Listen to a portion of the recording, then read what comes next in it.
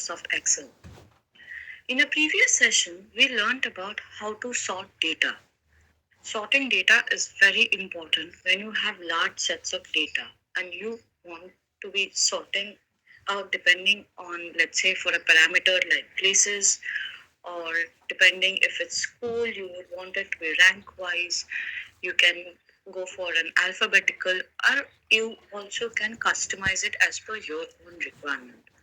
Similarly, filter is also a very important function in Microsoft Excel. Filtering is a very similar thing when we say that we are filtering our data. For example, let's say if you have multiple datas on in a certain place or in a variety of places and you want to filter a selected part of it. Filter function is something that you will be using in preparing and selecting that whole part of data. So let's understand how to do the selection part of the data. So today's session we will be learning how to use filters. So let's begin our session for the day. So filter function allows the user to filter a range of data based on a certain criteria defined by the user. For example, let's say if you're talking about filter and you want to filter out uh, the number of people have got a certain product, right? So you will be filtering out that product. Now you might be thinking what happens to the rest of the sets of data. Well, fear not, your information does not get lost. Filtering is mainly used to focus attention on a specific part of the data. So we will be learning today how to use filter, right? And why should we will be using filter when we are working with large sets of data? So let's understand with examples of how to use filter and use case scenarios of where filter function should be used. So we will go back and let's open the Microsoft Excel document. Now you remember when we were working in this document, the one that we use it for the assignment purpose, that there are a lot of parameters. You see, one, there is a segment, then there is country, then there is the product, then there is a discount band, unit sold, manufacturing, and also there is sales price. Right? Now, for example, let's say if you want to understand how do I use a filter in segment, right? So what you can do is select this column, yeah. In the home ribbon menu, go to sort and filter. You see sort and filter here, and you can do filter. The moment you apply filter, see to go and filter. So the moment I apply filter here, I get one drop down icon in the column itself. Click onto the drop down icon and you will see text filters. So by default, always because there is so much of data, all the segments will be selected. What you can do is, let's say I just want to see how many small businesses. So you can select here and click on OK, and you will only get to see the small business part of the selected part of the data. Now, what happens is you see here the rows have got hidden. So if I am just working on this data or I want to copy this data, I can do that as well. It doesn't mean that I have lost out on the data. It's just that I don't need the other parts right now. I just want to focus on the selected part of this data, right? What exactly happens is when you have larger sets of data, where there is 200, 300, 400 sets of data which is being updated, there are times when you just do want your team's attention to be focused on a certain part of the data. For example, here I just wanted to my focus on the small business part of the data. Similarly, I can also shift my focus to the fact that I just want to see, for example, if I go here and add filter, so let's say I want to select all of them and add filter, right? And let me select So I can remove select all, which is by default, and select enterprise here. Go to the country and just select France, Germany here. And then I can keep on putting filter till I get that specific data. Now, the more filters you add in different segments, the more your data is going to get smaller because you're looking for a very, very specific part. For example, today, if I want to see what is the sales price or the manufacturing price, right, of the products, and there is a cap that I have used, let's say, for example, 120 here. Yeah? I would want to see all the products that has been manufactured with 120 bucks. Similarly, if I want to see the sales price, and each and every sales price differs, but there is a certain, you know, like in a lot of places, most of the product sales price is 75 rupees.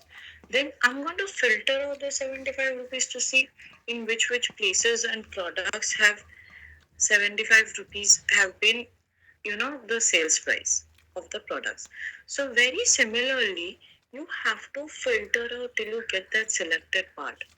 Now, if you're thinking that you're losing out on information, no, you won't be losing out on information here. It's just that the rows and the columns, the rows get hidden because you're looking for a very, very specific set of data. And filters is something where mostly you know, it's your columns that you apply the filter on because you will put all your parameters here of the data, right? And the rows will contain the data that you require. So it is always better that you use filter function because if you are sending a larger Excel sheet to your team members, to the target audience that you would want, they might just get lost with whichever one. So even if you highlight it, still they're bound to get lost if you share the whole data with them. But let's say you filter this data out and select this only part, and then what you can do is select this part, Control C, say, yeah. So this is my selected part, right? And what I can do is select X.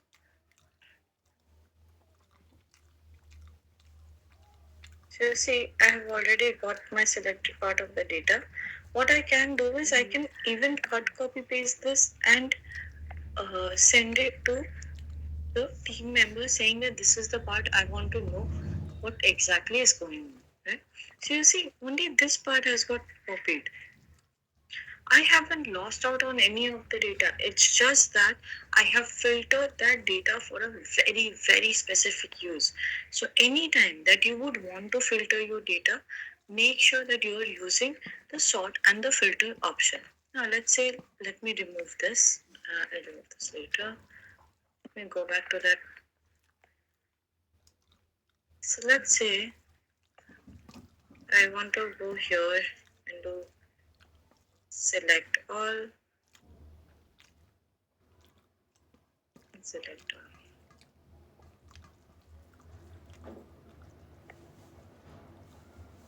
See, now that I've got all of the data here, what I can do is, let's say I can put here in all of them filter. For example, let me do government. Okay. Then let me do select like an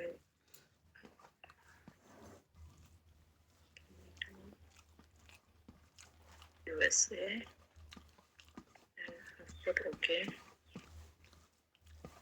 And instead of doing this,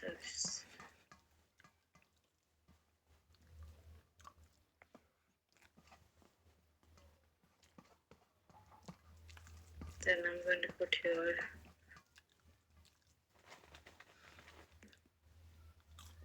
So I'm selecting filters on each and every column. Yeah. As you can see that my data has already decreased from where it was, right? The more filters you put, the more your data is going to get constrained and smaller. Now, here is the thing. Always use filters when you know that you're missing out on the most important part of the data. I know that we have learned about how to highlight cells, and if you can highlight the cells if you want to showcase something, that's always one way. But then you do not want your data to get missed. So let's say you want to know how much these products have sold out for and how many units, then you should make sure that you are looking at that data, and you know uh, you're looking at that data and making sure that this can be used for presenting, right? So let's say this is the data that you're looking for. You can filter it out, and you can always make sure that you can copy paste that data and use it somewhere else as well to show that this is what the condition is. Only that selected part will get saved here. The other parts are not going to be copy pasted when you're copy pasting the data, right? Now, once you go here, let's say you want to clear out all the filters, you can just clear, and you see all my filters will go because and then if you click on filter again, you see I don't have the filter option anymore. So if you do not have the drop down option, make sure that you are using the drop down option. Again, you select this part, go to filter, and you can filter it, or else you can select this part and click on filter again, and the filtering option will go, right? So just make sure that whenever you're using filter, whenever you want to filter out certain parts of the data and present it, use the filter option. Again, if you want to sort them, you can also sort them A to Z, Z to A, but make sure that you're using custom sorting, because what happens with sorting is, see, sorting is one of a value, right? It will only change that value because you have decided to sort that data out. Unless and until you are using a conditional formatting with your custom sorting, you won't be able to see the other rows getting changed as well. But for filter, that's not the case. In filter, whenever you're filtering one set of the data, the other sets of the data also gets impacted, and you can only see that selected filter part of the data in other parameters as well. You won't be able to see the other values. So the basic for sorting and filtering is filtering can affect all your rows and columns because you have filtered and selected a certain part of the data. Whereas for sorting is only column wise. So you have to make sure that you are using conditional formatting while sorting, because you would want to show that this is the thing that I have already sorted, this is the result, and you have custom sorted it out so that you can see results based on the sorting that you did. So this is all about sorting and filter. Now, if you want to know about filtering data in a range or table, make sure that you're visiting support.microsoft.com. Thank you.